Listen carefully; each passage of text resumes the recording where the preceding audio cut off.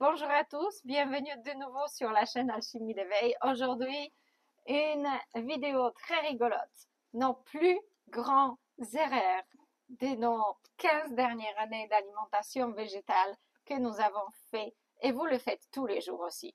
Alors pour apprendre et ne pas faire les mêmes erreurs, restez avec nous.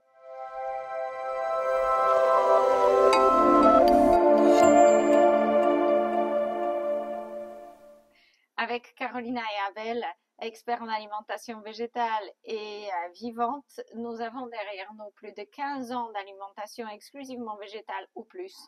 Et nous accompagnons les gens sur ces chemins pour que vous aussi, vous puissiez aller vers une meilleure santé. Je crois qu'il faut même dire plus parce que toi, tu as commencé, tu es devenue végétalienne, tu étais déjà, comment dirais-je? Ça fait 5 ans que je dis que c'est 15 ans, mais Voilà. c'est pas grave. Mais déjà, Je me rappelle tu pas étais là. déjà enfant quand tu as décidé de devenir. Végétarienne. Voilà. Mais j'ai encore consommé beaucoup de laitage et des œufs. Ouais. Et moi, c'était pendant mes études d'architecture. Donc, c'est plus de 20 ans T'es aujourd'hui. un vieux quand même. Oh, la Pardon, punchline! 30 ans, Ouais, facile, ouais. Non, presque. ouais, presque, ouais. En disant nous 25 ans. Ouais. Alors, les miens. Les miens. En commençant par les plus anciens. Première chose, la plus grosse connerie de ma vie que j'ai fait, en végétal et bien avant, c'est de boire des quantités astronomiques de thé vert. Fort. Deux, Hein, boire. Elle était droguée au thé vert. Il faut utiliser les mots. Tu étais droguée au thé vert. Il ne pouvait pas se passer une journée sans que Carolina prenne quoi, 1 litre? Quasiment. 1 litre de thé Ouais. vert bien fort. Alors, deux, mais j'ai pensé que c'est très sain. Donc, je me faisais du bien. Hein, le thé vert est reconnu pour être plein d'antioxydants et toutes ces bonnes choses de médecine chinoise. Deux, bon, j'ai mangé tous les jours purée d'amandes mélangée en miso, hein, comme ça, sur les galettes de riz. Impossible sans défaire. Ouais, t'étais accro à ce truc. Alors, je vous raconte pas les troubles digestifs par la suite et beaucoup trop gras. Bon, la grande erreur, c'est qu'on mangeait beaucoup trop gras. Les vinaigrettes que je faisais quand on a au début passé un peu plus tard au cru, comme tout le monde. Sauce soja, vinaigre balsamique, l'huile de colza, l'huile de tournesol. C'était les moins chers, on n'avait pas beaucoup d'argent. C'était les moins chers Oui, au à Super l'époque. U, l'huile de colza et l'huile de tournesol. À l'époque, c'était difficile. Donc, vous voyez l'équilibre oméga 3, oméga 6 et toutes ces On choses-là vivait d'amour et de froche à cette époque-là. quand on vous raconte toutes ces conneries. Et donc, toutes les salades qu'on faisait, j'ai arrosé de ça en nous posant la question pourquoi on va toujours pas très bien. Une autre chose, bon, le tofu, mais le tofu, or, ce qu'on consommait, c'est ceux qui sont tous assaisonnés, des trucs différents. Et les saucisses végétales, toi, tu étais accro à ça. Tofu japonais, On est Thai food. obligé d'en parler? Alors, le truc, le pire, tu me donnes la permission de le Oui, dire. oui, oui. C'était ma Je recette ne quand t'en même. voudrais pas. J'ai tué mon chéri toute seule. Il adorait un pâté végétal à base de graines de tournesol et quelques ingrédients clés avec levure maltée évidemment, qui est tout simplement un poison pour le cerveau, mais on ne le savait pas. On ne le savait pas. Et ça a un bon goût, n'est-ce pas? Alors moi, je me suis très vite rendu compte que c'est pas bon pour moi parce qu'il suffisait que je les touche. J'étais malade de gaz et de ballonnement pendant 48 heures. Donc pour moi, c'était non. Mon corps, il est très efficace. Il me disait toujours que ça va pas. Avec le thé vert, j'ai pas compris. Mais j'aurais dû comprendre si je m'aurais observé les symptômes que j'ai par la suite. Mais bon, on en a tous fait des conneries. Et donc, avec ces pâtés-là, il consommait à la cuillère. Jusqu'à un moment dans la vie où il a dit je crois que je peux plus manger de gras. 100 fois, il a fait un burn-out. Non, mais attends, il n'y avait pas que ça. Il y avait les sauces. Alors, sauce miso amande. Et tu faisais aussi des sauces avec graines de tournesol, une tasse de graines de tournesol. Que Et pour ça, Abel. je mangeais ça, cette sauce, tous les jours, quasiment. Surtout ce qui... Ah, surconsommation. Bon, là, on n'était pas encore au cru, hein, Non, dans la notion du cru. Totale surconsommation du riz. oui, à l'époque. Abel, il est accro au riz. Comme Ouais. moi, au thé vert, Abel, lui et le riz, Ouais, ça c'est va pas vrai. du tout. Et Et même donc, là maintenant, si vous commencez à lui donner, c'est bon, il est parti dans l'addiction. Ça sera riz tous les jours. On pas a touché. expérimenté. Et donc, ma chérie me faisait du riz, avec des légumes et tout, etc. Parfois, il y avait, tu sais, les tofu, je sais plus si ça existe toujours, Tofu japonais, oui, voilà, oui, je tofu viens japonais. d'en parler.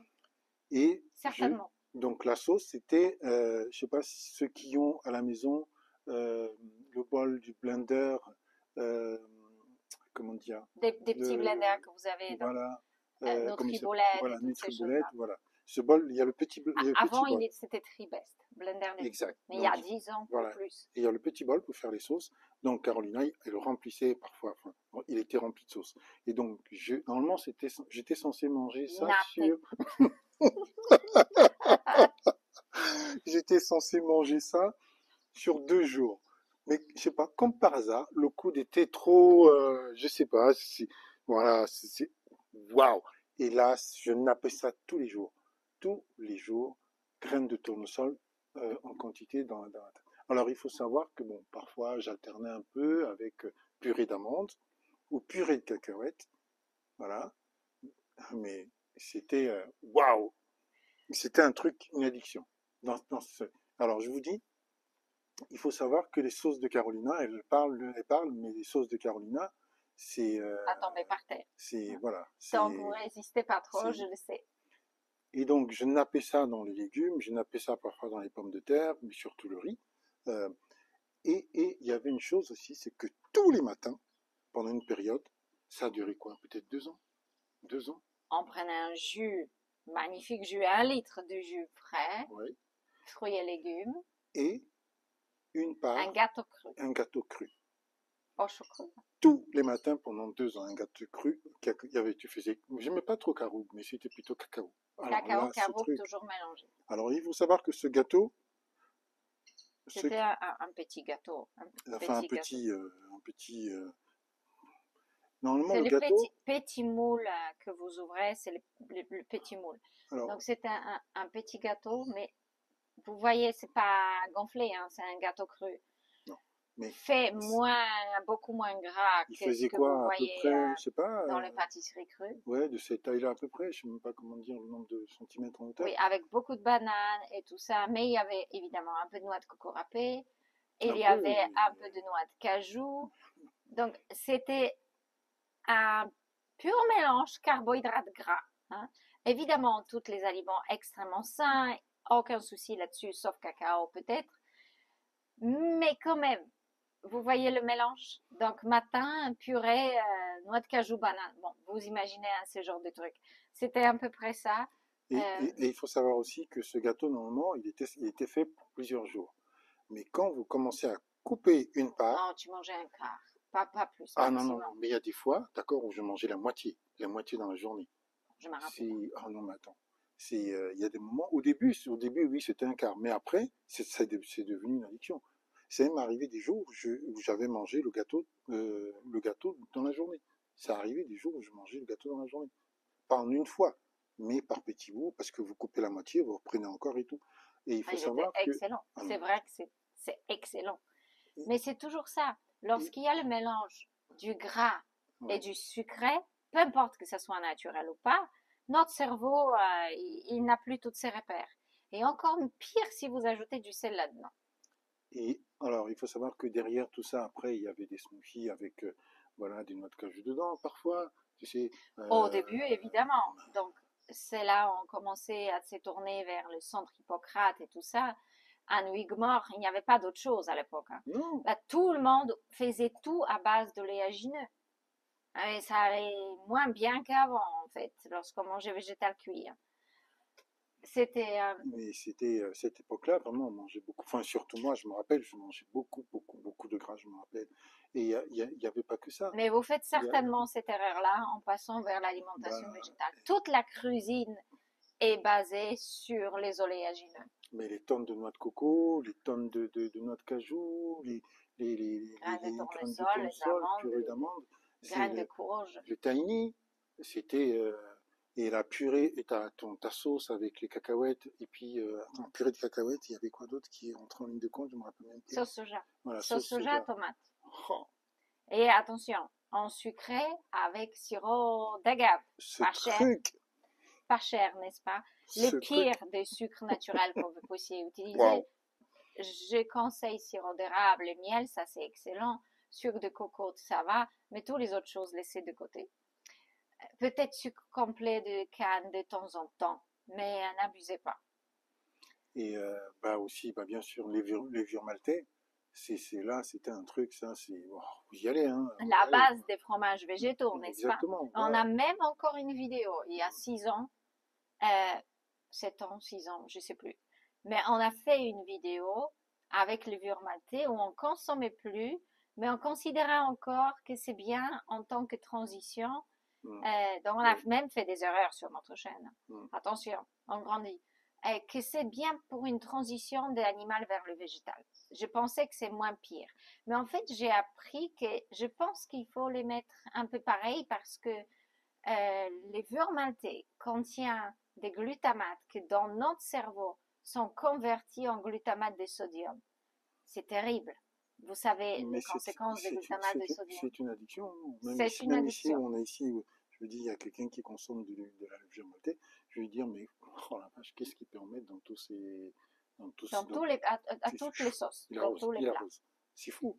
Et c'est des gros pots, hein. C'est des pots, c'est pas des petits pots hein, qu'il a. Il achète vraiment des grands pots et il verse, quoi. Il y va. Et aussi toutes ces poudres sans noirrieur, tu vois. Donc, les poudres Oh protéinées, mon on s'est bien Dieu. fait avoir tout au début, Ouais. en pensant, parce que ça rentrait sur le marché, en faisant confiance, en pensant que c'est une chose extraordinaire, et en découvrant plus tard qu'en fait, c'est bourré que toutes ces poudres n'ont pas, vous n'êtes pas dans le vivant. Oubliez, ce sont des poudres qui perdent leur valeur nutritionnelle, mais en passant des nutritionnels, il y a un tel mélange d'ingrédients que votre corps ne sait même pas ce qu'il ingère, à vrai dire. Et c'est Et chargé, hein. j'évite ce genre de mélange parce que 20 aliments en une fois, c'est juste un bazar dans tout votre système nerveux, dans tous les récepteurs du corps humain. Et en plus, on ajoute des arômes naturels qui n'ont rien de naturel et qui sont extrêmement nocifs pour notre cerveau et qui créent même des problèmes chez les enfants sensibles. Et on voit ça avec les hyperactifs. Euh, mais ça crée des problèmes de sommeil. Ça se loge petit à petit dans votre cerveau et ça crée des soucis à long terme. Évidemment, vous ne les voyez pas d'un jour à l'autre. Mais non, parce que c'est tellement bien fait, et surtout la poudre vanille, là, la vanille, Ça c'est, sent bon la vanille. En goût, avec toute cette ah, stevia dedans, pour moi, c'est ingérable aujourd'hui d'avaler un tel truc. mais, Je ne sais pas mais comment certains crudivores. quand vous commencez, vous finissez le pot. Pas d'un coup, bien sûr, parce que forcément, mais vous y allez, hein, au fur et à mesure. Vous remarquerez que quand vous commencez par une, parce que nous on commençait toujours par une petite cuillère parce que c'était On trop mettait fort. juste un peu de parfum, oui, Et puis c'était trop après, fort. bah, vous mettez le truc, quoi. Vous mettez un peu plus. Mais il Et est très facile de se laisser convaincre que vous avez besoin de protéines supplémentaires au lieu de les trouver dans votre brocoli, salade, persil et autres plantes végétales. Et de se baser sur les poudres protéinées en pensant que vous avez des carences en quoi que ce soit. C'est faux et c'est absolument pas vrai. Alors, une autre erreur que je dirais aujourd'hui avec du recul, c'est qu'on mangeait beaucoup trop de légumes. Légumes style carottes râpées, betteraves râpées et toutes ces hum, choses-là et hum, du gras hum, hum. plutôt que de fruits. Et que à ces moments-là, vous avez justement les fringales pour tous ces gâteaux et les choses soi-disant pâtisserie crue et les trucs sucrés. Et encore, tout au début, j'ai cherché toujours un truc sucré après le dîner, après les repas, etc. Parce qu'on ne consommait absolument pas suffisamment de sucres naturels qui sont les fruits. Lorsqu'on a commencé à suivre un petit peu la direction de 90-10, Medical Medium était inconnu à l'époque, hein, Comme ils étaient. 90-10, là, les choses ont commencé à se transformer. Et à un moment donné, j'ai commencé à faire la détoxification, entre guillemets. Donc, je me suis promis que pendant un mois ou deux, je ne mangerai pas de sel. Je peux vous dire, les 2-3 premières semaines, vous pleurez parce que rien n'a de goût. Et je ne suis jamais revenue en arrière. Je ne consomme plus de sel, je ne sale pas mes aliments. Peut-être j'apprécie une petite goutte à gauche et à droite quelque part, mais ce n'est pas moi qui mets dans mon alimentation. Des algues avec beaucoup de modération parce que c'est très salé aussi. Mais c'était quelque chose. Le sévrage du sel est une chose réelle. Comme le sévrage du gras, comme le sévrage de l'huile et des sucres transformés. Autre chose qui te vient à l'idée? Non, je crois que c'était surtout ça, en fait, hein, les erreurs, en fait. C'est vraiment, moi, c'est vraiment beaucoup de gras, quoi. Je me rappelle, tous ces oléagineux, Les mélanges carbohydrates cuits dans les féculents et les gras. Je pense que c'est le pire des mélanges différents. Non, il y a pire. Fromage et le féculent et la viande et le féculent. Donc les graisses saturées avec les féculents. Ça, c'est terrible. Mais même fruits et oléagineux, ce n'est pas vraiment un bon mélange. Et on en a fait des frais aussi. Bon, après, on était très sages. On buvait pas, on fumait pas. on n'a jamais bu. On prenait peut-être une fois de temps en temps un café, des cas pour sortir parce qu'il n'y a pas grand-chose dans les restaurants français qu'on puisse boire juste comme ça. Après, on a switché vers l'eau pétillante et on a trouvé que c'est quand même beaucoup mieux. Il faut savoir aussi que ce n'est pas parce qu'on avait, voilà, c'était pas vadérétros, comme on dit, au café, ni à ces trucs. Non, c'est juste qu'on ne supportait pas. Voilà. Ah, moi, je ne supportais plus du tout. Moi, le café, j'étais comme ça au bout surtout l'expresso. Dès que je prenais 2-3 gorgées, j'étais comme ça à la fin. Et ben, en plus de ça, je vous raconte pas. En plus de ça, c'est que au restaurant même, le fait de boire le café, je courais aux toilettes pour me vider. Donc là, c'est tout le contraire de constipation. Bon, parfois utile, hein, mais ce n'est pas une bonne réaction. C'est en fait, votre corps est tellement surchargé d'adrénaline qu'il fait une réaction d'autopurge. Et ça, c'est pas une bonne chose. Et avec des crampes. Donc, à un moment donné, je me suis dit, juste l'histoire de sortir, de se faire plaisir, de s'asseoir au café, vous voyez ces gestes, c'est très agréable. Ça me faisait beaucoup de bien émotionnellement. Mais j'en ai payé des frais tellement avec le corps que je me suis dit, c'est bon, là, il n'y aura plus de petits trucs à boire chauds. Donc, je suis passée de nouveau en un petit thé vert, mais je trempais le sachet, je sortais.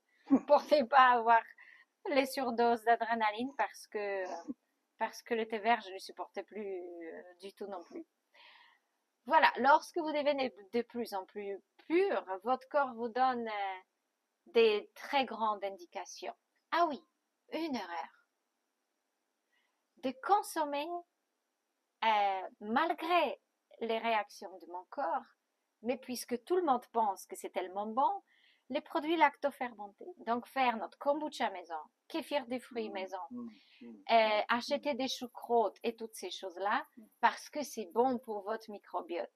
Quand j'ai vraiment découvert que ce n'est pas bon du tout, et ce que ça crée dans le corps, je me suis dit, mais alléluia, mon corps, il me disait ça depuis des années, et j'arrivais pas à comprendre, parce que je n'avais pas les clés pour comprendre une réaction de mon corps, qui est extrêmement alignée, tout simplement. Voilà. Mais c'est vrai qu'à l'époque, on mangeait parce que voilà, l'information, c'était bon pour la santé, et puis c'était le végétal aussi, donc forcément, on a plongé là-dedans. Aujourd'hui, Et le vinaigre. Aujourd'hui, on a la sagesse, non pas seulement par rapport à ce que l'on a vécu, mais aussi par rapport à nos accompagnements auprès des personnes, et aussi par rapport à l'enseignement que l'on reçoit, et tout ce qui nous vient de la nature, cette fusion avec la nature qui nous permet de percevoir beaucoup de choses. Vous ouvrez les yeux naturellement, vous prenez la sagesse, elle est là devant vous. Voilà. Et c'est vrai que toutes ces erreurs aujourd'hui, on les a littéralement balayées dans notre alimentation, quoi. Il n'existe plus. Voilà. Alors j'espère que cette fois-ci, cette vidéo a été amusante. Notez vos erreurs. On va s'amuser aussi. Il n'y a pas de jugement. Chacun a fait des conneries les plus grandes possibles et et a appris après que c'est peut-être pas idéal, on apprend toujours et tous les jours et on n'a jamais fini. Donc ça, c'est une chose et il faut être humble envers ce qu'on sait parce que demain, ça peut être différent et envers ce qu'on a fait parce que les bêtises qu'on fait nous permettent d'apprendre tout simplement. Et les erreurs sont un moyen d'apprendre également et de comprendre les choses profondément, parfois malheureusement dans notre propre chair. Voilà, j'espère que cette vidéo vous a plu. Je vous invite très bientôt sur notre chaîne de nouveau. N'hésitez pas à liker, vous abonner, partager et même mettre votre clic sur une petite clochette pour que vous soyez informés de nouvelles vidéos qu'on va publier. Et on se retrouve dans quelques jours sur YouTube, sur la chaîne Alchimie d'éveil pour plus de péripéties avec Carolina et Abel. Et pour la cure de banane, Et parce que pour j'ai la rien cure. lâché, on continue toujours. Et on vous évite de nous joindre. Le lien est dans la description. À très bientôt.